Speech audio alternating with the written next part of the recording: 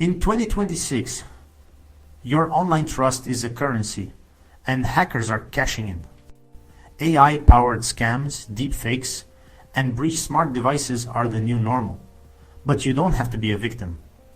Building a solid digital defense isn't about complex code, it's about creating simple, practical habits.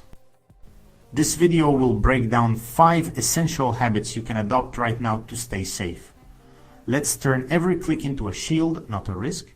First up, let's talk about passwords. For years, we've been told to create complex passwords with a mix of letters, numbers, symbols. Example, TAR0UB4DOR3.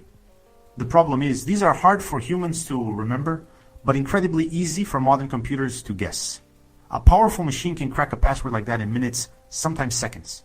That's why the first habit you need to build is switching from passwords to passphrases. A passphrase is essentially a short, memorable sentence. It makes sense to you, but is nearly impossible for a computer to brute force guess. So, instead of a jumble of characters, think of a simple four-word phrase that's random and easy for you to recall. Correct horse battery staple.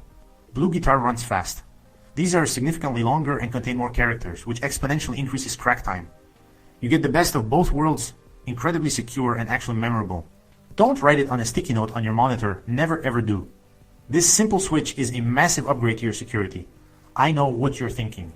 Marquez, I have hundreds of online accounts. I can't create a unique passphrase for every single one. That's where a password manager comes in.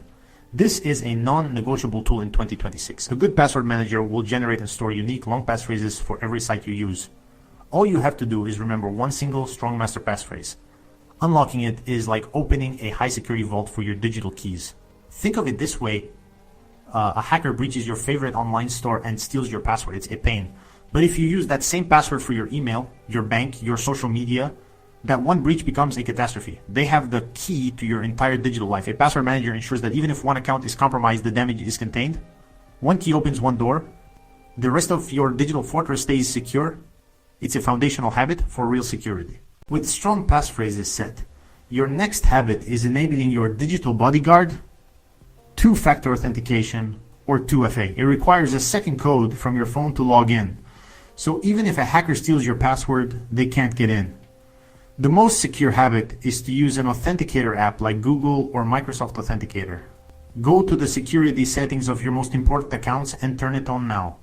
It takes less than 2 minutes. Alright, y'all, this next habit is less about technology and more about psychology. It's about training a reflex in your brain, the think before you click reflex. Now, in 2026, the most common way hackers get in isn't through brute force attacks. It's by tricking you. They use something called social engineering, basically manipulating you into willingly giving up your information or clicking a malicious link. These attacks prey on our emotions, urgency, fear, curiosity, kindness. An email that says, "Your account has been compromised, click here to secure it now," is designed to make you panic and react without thinking. The key really is to develop a healthy sense of skepticism for any unsolicited communication. Did you get an email from your bank with a link to verify your account? Don't click it. Close the email. Open your browser. Manually type your bank's web address to log in. Did you get a text from a delivery service with a link to track a package you weren't expecting? Don't click it. Go to the delivery service's official website, use the official tracking number. This habit of verifying info through a separate trusted channel is your best defense against phishing. Let's consider a real-world scenario that's becoming more frequent. You receive an urgent email that appears to be from your boss, asking you to quickly purchase several gift cards for a client and email them the codes. The email address looks right. The tone is familiar. But the request is unusual and urgent. This is a classic social engineering tactic. The reflex here is to pause. Instead of rushing to buy the gift cards, you should verify the request through a different communication method. Send your boss a quick text or call them directly and ask, "Hey, did you just email me about gift cards?" In 99.9% of cases, they'll have no idea what you're talking about. This reflex applies to links in emails, attachments from unknown senders, QR codes in public, direct messages on social media from people you don't know. Finally, perform a regular app and service audit, like spring cleaning for your phone. Once a year, delete apps you don't use. This shrinks your attack surface, making your device harder to compromise.